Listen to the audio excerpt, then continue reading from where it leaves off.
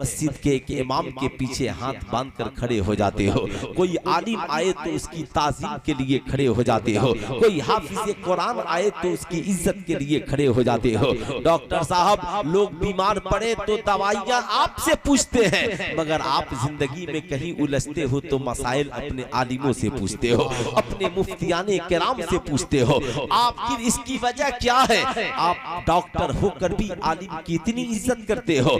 Doctor कोई आम इंसान नहीं था, और साहब ना ही उन डॉक्टरों की तरह था साहब जो लेबादा भी ओढ़ करके साहब वो काम करते हैं जिसका ताल्लुक उनकी जात से अच्छा नहीं लगता। साहब वो पढ़ा लिखा आशिके मुस्तफा था। उसने कहा, मुझसे पूछते हो मैं अपने आलिम की इज्जत क्यों करता हूँ, मैं अपने हुफाज़े किराम की इज्जत क्यों करता हूँ, मैं अपने मुफ्तियाने किराम की इज्जत क्यों करता हूँ? अरे तुझे नहीं पता, मैं डॉक्टर हूँ, मेरे साथी डॉक्टर हैं, हमारे घरों में इंजीनियर भी हैं, हमारे घरों में प्रोफेसर भी हैं, मगर सुनो, हमारे पास मोटी मोटी और बड़ी बड़ी डिग्रियां मौजूद हैं, मगर ये सारी डिग्रियां एक तरफ हैं। जानते हो क्यों? इसलिए कि हम डॉक्टर बने हैं, मगर दुनिया के इंसानों की लिखी हुई किताबों को पढ़कर डॉक्टर बने हैं। हम इंजीनियर बने हैं, दुनिया के इंसानों की लिखी हुई किताबों को पढ़कर इंजीनियर बने हैं। हम प्रोफेसर और साइंटिस्ट बने हैं, दुनिया के इंसानों की लिखी हुई किताबों को पढ़कर प्रोफेसर और साइंसदान बने हैं, मगर हमारी कौम का जो आलिम बना है वो अल्लाह की नाजिल करदा किताब कुरान अजीम को पढ़कर आलिम दीन बना है। रसूलुल्लाह की ज़बान से निकली हुई बात यानी हदीस पाक को पढ़कर आलिम दीन बना है। ये जो हमारे यहाँ ये जो हाफिज़े कुरान है, ये सीने में कुरान को महफूज करके कुरान को याद करके हाफिज़े कुरान बना है। याद रखना, वो आंखों की वजह से हमसे बड़ा नहीं है, वो पर्सनालिटी की वजह से हमसे इज्जत वाला नहीं है, वो आंख कान नाक और जिस्म की वजह से हमसे ज्यादा इज्जत वाला नहीं है। फर्क ये है कि हम इंसानों की लिखी हुई किताबों को पढ़कर इज्जत वाले बने हैं और वो कुरान अजीम को पढ़कर इज्जत वाला बना है। इसलिए दुनिया में किताबों में कोई किताब कुरान की तरह नहीं है, और इंसानों में याद रखना, इज्जत जो अल्लाह ने आलिमों को, कुरान पढ़ने वालों को अता कर दी, वो इज्जत बाज लोगों को हासिल नहीं है। इसलिए याद रखना, अल्लाह रब्बुल इज्जत कुरान अजीम में इरशाद फरमाता है, हल यस्तविल लज़ीना यालमून वल लज़ीना ला यालमून, तुम क्या समझते हो पढ़े लिखे और जाहिल दोनों बराबर हैं? ऐसा नहीं हो सकता। इसलिए समाज में आप चाहते हैं कि आपको इज्जत मिले, मर्द हो औरत हो, बच्चे हो बूढ़े हो जवान हो, तो इज्जत की एक ही राह है, रात भर मोबाइल चलाओ और सोचो लोग मेरी इज्जत करें, रात भर मूवीज और फिल्में देखो, सोचो समाज में मेरी इज्जत हो। तुम साहब जना और जुए और शराब के आदी बन जाओ, सोचो जमाना मेरी इज्जत करे। तुम साहब न जाने कितने खुराफात करो और सोचो जमाना तेरी इज्जत करे। कुरान कहता है नहीं, अल्लाह उसी को इज्जत देता है जो इल्म हासिल करता है, जो तालीम याफ्ता होता है। एजुकेटेड लोगों को अल्लाह रब्बुल इज्जत अता करता है। इसलिए मैं आपसे कहूंगा, खुद भी पढ़िए, अपनी औलादों को भी पढ़ाइए। यही वजह है हमारे उलमाए किराम इस अजीम इदारे को इसलिए चला रहे हैं ताकि यहाँ बच्चे आलिम दीन बने, बच्चे यहाँ पर हाफिज़े कुरान बने, बच्चे यहाँ पर कारी खुशलहान बने। आज लोग कहते हैं मौलाना साहब ने क्या किया है, इन मौलवियों ने किया क्या है? साहब, ये मौलाना साहब लोग आखिर करते क्या है? मैं आपसे पूछना चाहता हूँ, ठीक है आप कहते हो मौलाना साहब ने क्या किया है, लेकिन मैं भी आपसे पूछना चाहता हूँ, आपके हिसाब से आलिम साहब ने अपने इल्म के हिसाब से कुछ नहीं किया, तो सिर्फ आलिमों का ही हिसाब क्यों करते हो? कभी डॉक्टर का भी हिसाब करो, कभी इंजीनियरों का भी हिसाब करो, कभी प्रोफेसरों का भी हिसाब करो, कभी अपनी कौम के अमीरों का भी हिसाब करो। आप किसी डॉक्टर से क्यों नहीं पूछते? आप कहते हो आलिमों ने क्या किया है, इन हुफाज़े किराम ने क्या किया है, इन बड़े इदारे चलाने वालों ने क्या किया है? मैं आपसे पूछना चाहता हूँ, समाज में कितने डॉक्टर हैं जिन्होंने आपके बच्चों को फ्री में पढ़ाकर डॉक्टर बनाया है? समाज में कितने इंजीनियर हैं जिन्होंने आपके बच्चों को फ्री में पढ़ाकर इंजीनियर बनाया हो? समाज में कितने प्रोफेसर हैं जिन्होंने फ्री में आपके बच्चों के लिए कोचिंग संस्था का इंतजाम करके आप आपके बच्चों को प्रोफेसर की डिग्रियां दिलाई हो। आप कहेंगे नहीं मौलाना, हाल तो ये है कि 1 महीना अगर फी जमा नहीं हो तो बच्चे को कोचिंग सेंटर से भगा दिया जाता है, प्राइवेट स्कूलों से उनका नाम काट दिया जाता है। मगर आज तक कभी आपने सुना है कि मदरसे से गरीबी की वजह से किसी बच्चे को निकाल दिया गया हो? आज तक कभी आपने सुना है कि मदारिस इस्लामिया में पैसा की तंगी की वजह से किसी बच्चे का खर्चा कर दिया गया हो? नहीं। हमारा आलिम कहता है ये बच्चा गरीब है, किसी कौम के अमीर से ताल्लुकात पैदा कर दो और ये तबलीग करते हैं, इसकी खिदमत करो, अल्लाह इसका अज्र तुझे दुनिया में भी देगा और आखिरत में भी देगा।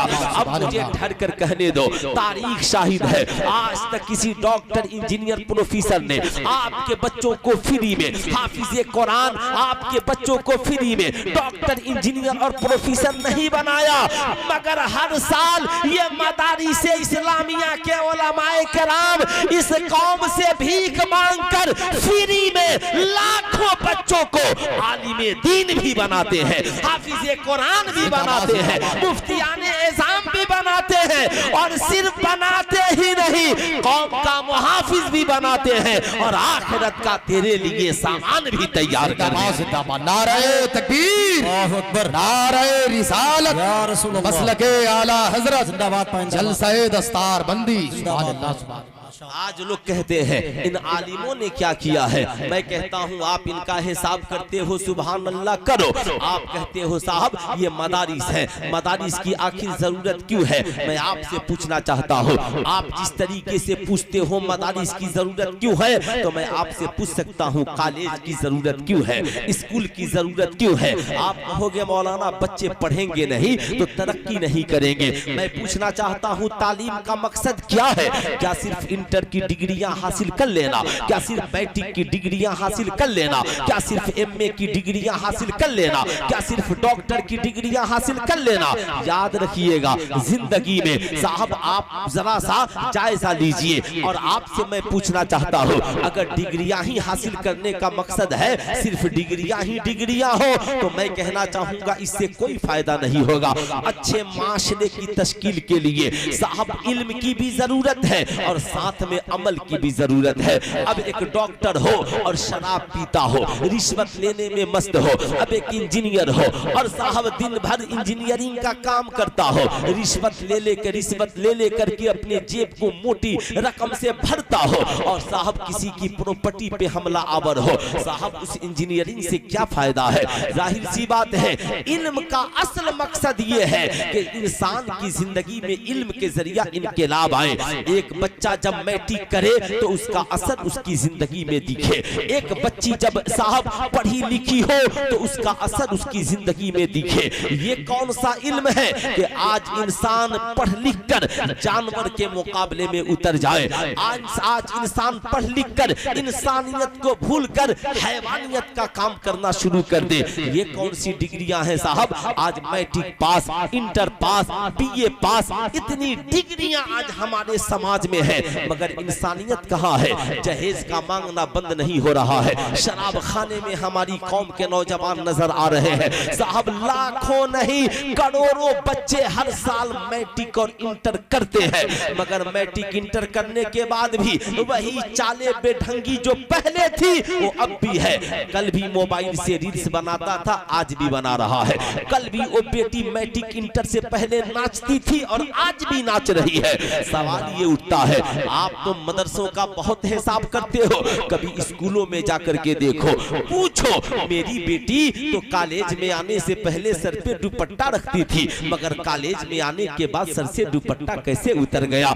मेरा बेटा तो बड़ा बाअदब था, माँ बाप का अदब करता था, मगर ये जब से मैट्रिक पास किया है, इंटर में गया है, बाप को गालियां देता है, माँ को बुरा भला कहता है। कॉलेज में क्या चला गया? आने के बाद इसने अपनी जिंदगी को तबाह कर ली, पूरी रात गेम खेलने में गुजार रहा है, आईपीएल और बीपीएल में सट्टा का बाजार गर्म कर रहा है। सवाल ये उठता है प्रोफेसर साहब आप जरा ये तो बताइए कि मेरा बेटा तो कलम चलाने के लिए आया था, मगर ये कॉलेज में आकर तमचे और बंदूक कब से चलाने लगा? कोई साहब पहुंचते हैं, मौलाना पहुंचते हैं कॉलेज के प्रोफेसर साहब के पास, अरे मेरी बेटी तो बड़ी बाहया थी, बड़ी नेक थी, मगर कॉलेज में आने के बाद इसका उसूल बदल गया है, इसका मजाज और सिस्टम बदल गया है। अब साहब इसका नजरिया बदल गया है। कॉलेज का प्रोफेसर कहेगा सुनिए मैं किताबें पढ़ाने आया हूँ, आपके बच्चों को किरदार पढ़ाने नहीं आया, आपके बच्चों को कैरेक्टर पढ़ाने नहीं आया।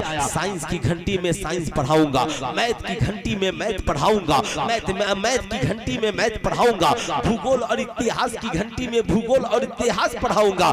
आपका बच्चा खाना कैसे खाएगा, हमें इससे बहस नहीं है। आपका बच्चा पानी कैसे पिएगा, हमें इससे बहस नहीं है। आपका बेटा माँ के कदम के नीचे जन्नत मानेगा नहीं मानेगा, हमें इससे बहस नहीं है। नतीजा ये निकला कि भारत में डिग्रियां तो बढ़ गई मगर किरदार की कमी कल भी थी और कैरेक्टर की कमी आज भी है। यही वजह है डॉक्टर हैं मगर अच्छे नहीं है, प्रोफेसर हैं मगर किरदार अच्छा नहीं है, इंजीनियर और साहब बड़े बड़े फलासफर हैं मगर किरदार और कैरेक्टर से आरी है।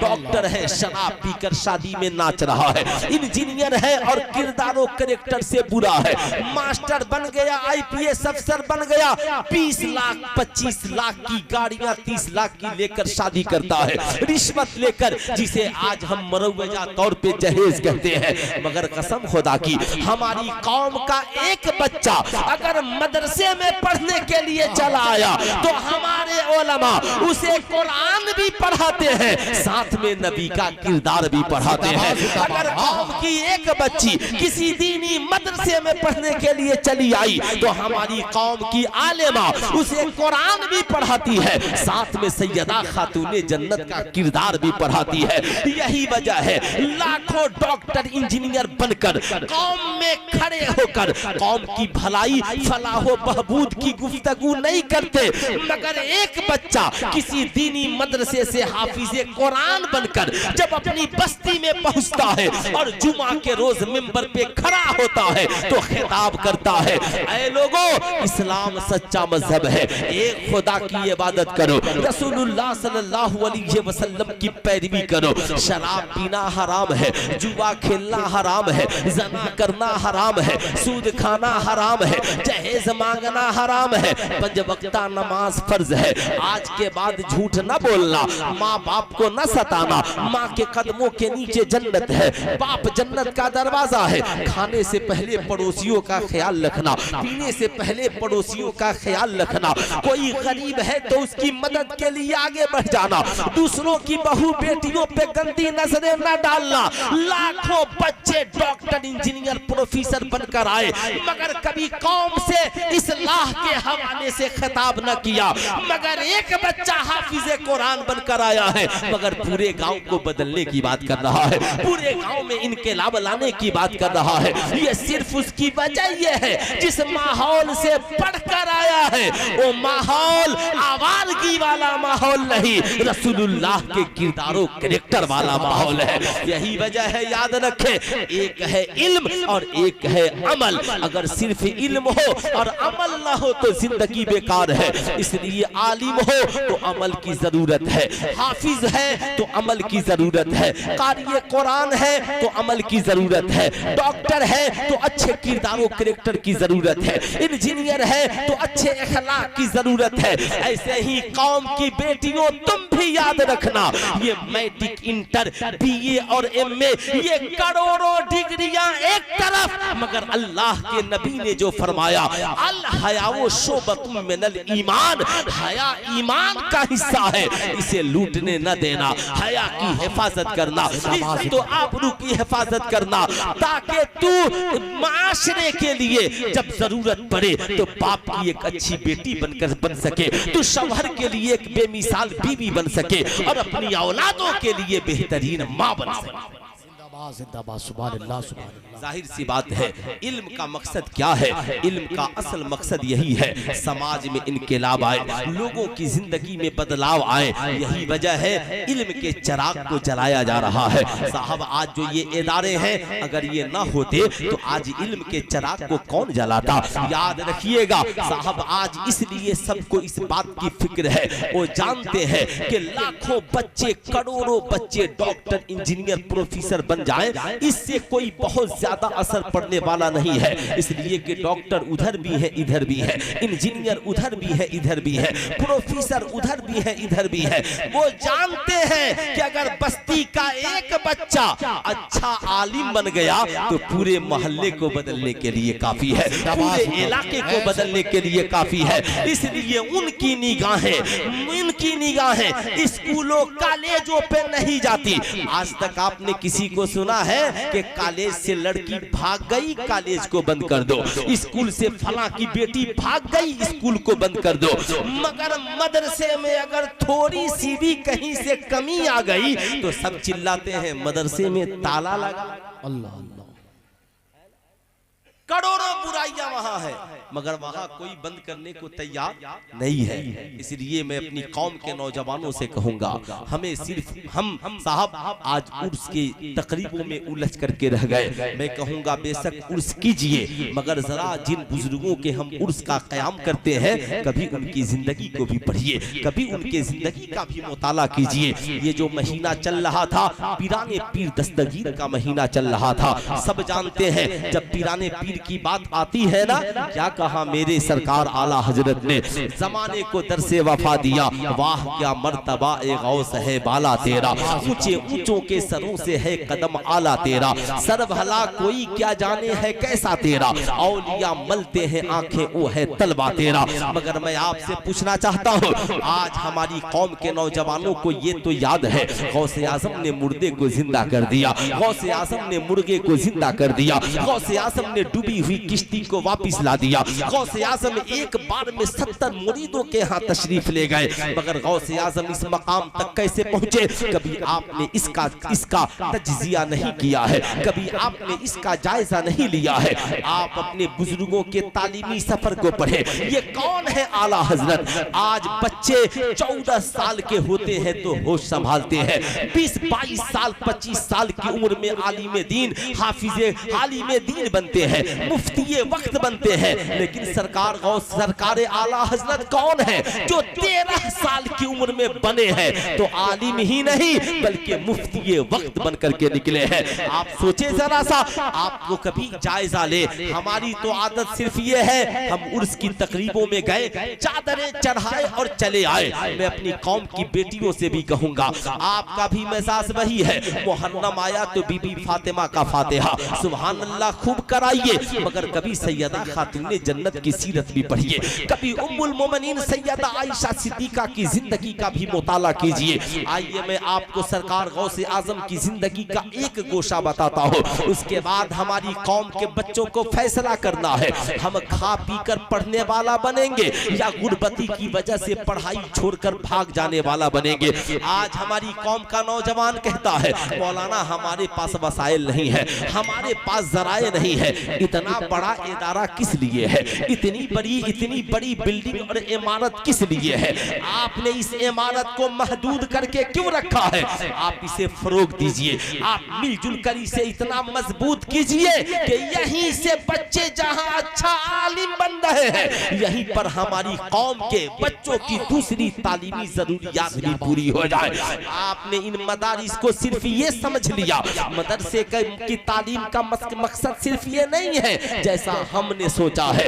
याद रखिएगा, इसे बढ़ाइए, अपने सरमाए और अपनी दौलत को लगाइए। कहां कहां आप कॉलेज बनाते फिरिएगा, कहां कहां जाकर के परमिशन लेते फिरिएगा और रजिस्ट्रेशन कराते फिरिएगा। अल्लाह ने आपको दिया है तो प्ले स्कूल इसी में एक कोने में चलाइए। उसके लिए कितने कमरे चाहिए साहब? आप 99% बच्चे बच्चियां स्कूल कॉलेज में पढ़ते हैं, इसी इदारे से जोड़कर इसी ट्रस्ट के माध्यम से एक बेहतरीन स्कूल भी चलाइए, ताकि कम से कम वहां पे आप हम अहले सुन्नत वल जमात के नजरियात को बढ़ाने वाले 1-2 आलिम तो स्कूल में हो, ताकि वो हजारों और लाखों बच्चे जो मैट्रिक इंटर करने के बाद अलीगढ़ जाकर गैरों के नजरियात के शिकार हो रहे हैं, वो यहीं पर हमारा आलिम उसे अपना नजरिया बताएगा। जब अलीगढ़ जाएगा तो बदअकीदा होकर नहीं आएगा, बल्कि खानकाहे बरकातिया का फैजान पाता हुआ नजर आएगा।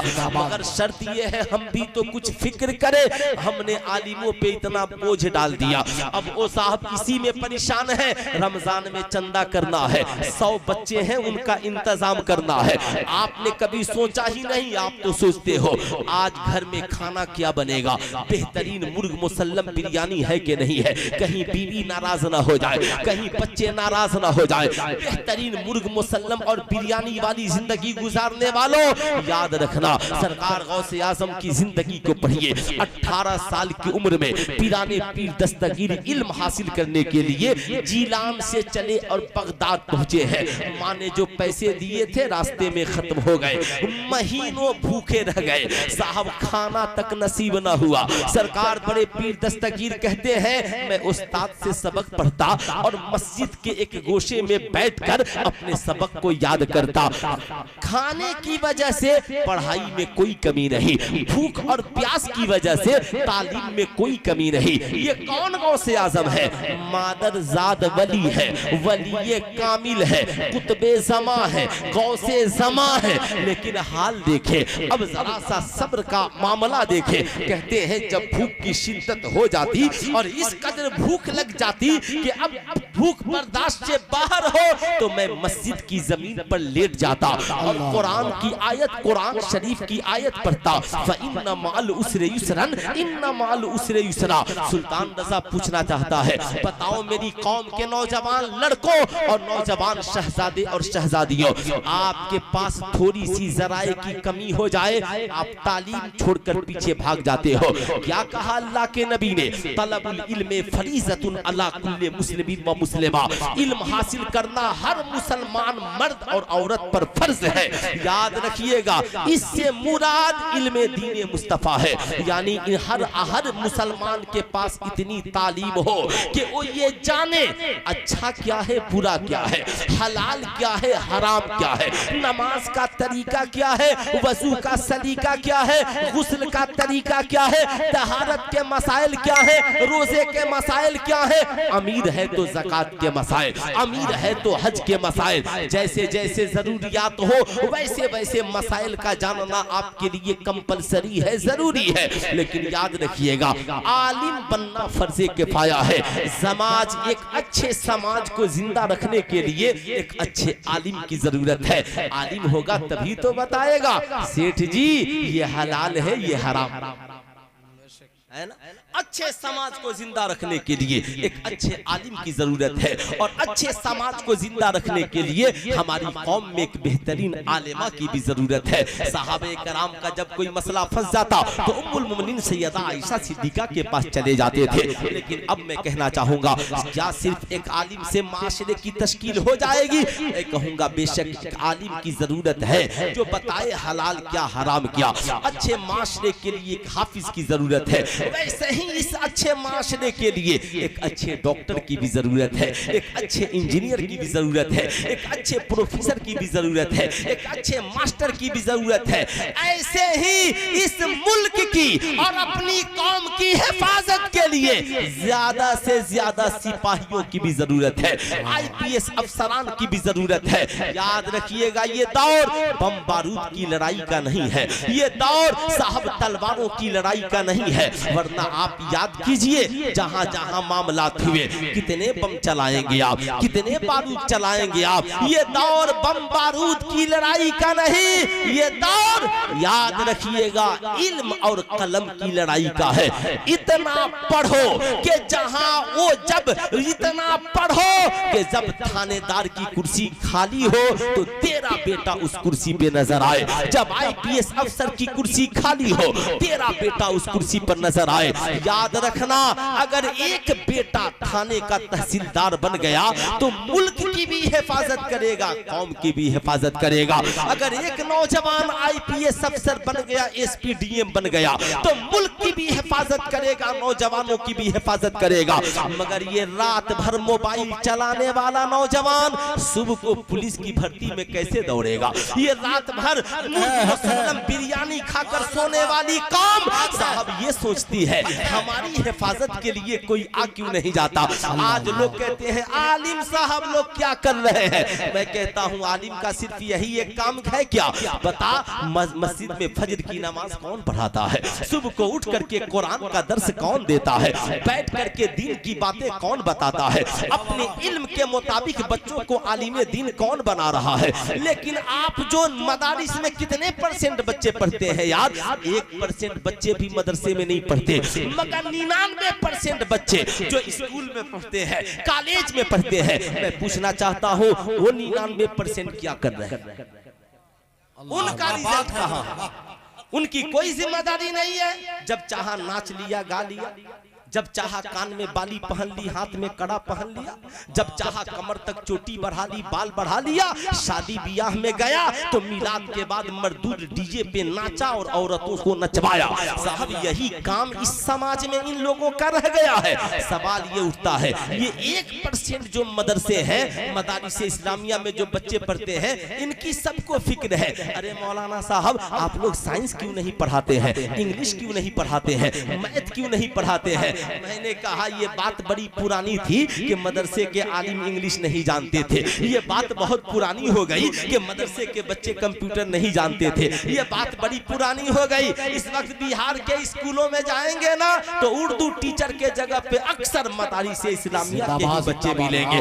आप बाप साहब उत्तर प्रदेश की बनारस यूनिवर्सिटी में चले जाइए, वहां पर अगर उर्दू का कोई प्रोफेसर मिलेगा तो अल-जामिअतुल अशरफिया मुबारकपुर का पढ़ा हुआ एक आलिम दीन मिलेगा। मैं आपसे पूछना चाहता हूँ आप कहाँ हो? बताओ, अपना हिसाब दो। तो मैं अपनी कौम के नौजवानों से कहूंगा निकलो अंधेरे से, निकलो। मैं ये नहीं कहता निकलो अंधेरे से, बदलो अपने मिजाज को।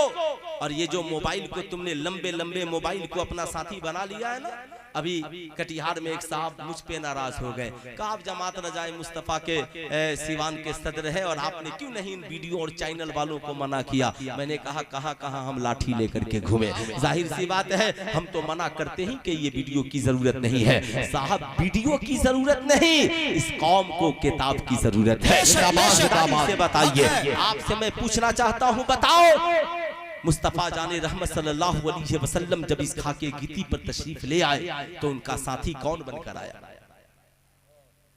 सिर्फ नौजवान सुने, कौन बनकर के आया उनका साथी? क्या कोई इंसान बनकर आया? क्या कोई फरिश्ता बनकर आया?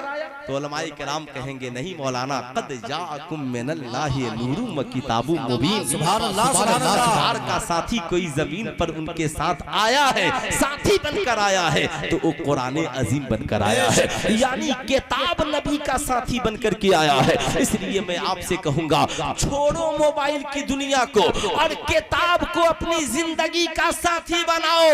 मोबाइल इस्तेमाल ही करना है ना तो मूवी देखने के लिए नहीं साहब, चैटिंग के लिए नहीं, फेसबुक के लिए नहीं, इंस्टाग्राम के लिए नहीं, शॉर्ट वीडियोस बनाने के लिए नहीं, इस मोबाइल का इस्तेमाल करना है तो किताबें पढ़ने के लिए क्यों नहीं करते? किताबों के मुताला के लिए क्यों नहीं करते? उस मोबाइल में चाहो तो कुरान पढ़ सकते हो, उस मोबाइल में चाहो तो बुखारी पढ़ सकते हो, उस मोबाइल में चाहो तो हदाए के बख्शिश पढ़ सकते हो, उस मोबाइल में चाहो तो कंजुल ईमान पढ़ सकते हो, उस मोबाइल में चाहो तो तुम इंटर मैट्रिक BA/MA की तैयारियों की किताबें पढ़ सकते हो। इसलिए मोबाइल का मिसयूज न करो, मोबाइल का इस्तेमाल किताब पढ़ने के लिए करो, खबरों खैरियत के लिए करो, जरूरी मेल के लिए करो, जरूरत के लिए उसका इस्तेमाल करो ताकि नजरिया सही हो, तुम्हारा इखलाक सही हो, तुम्हारा किरदार सही हो। मैं अपनी कौम के नौजवानों से कहूंगा अल्हम्दुलिल्लाह हम लोगों का ताल्लुक अहले सुन्नत वल जमात से है।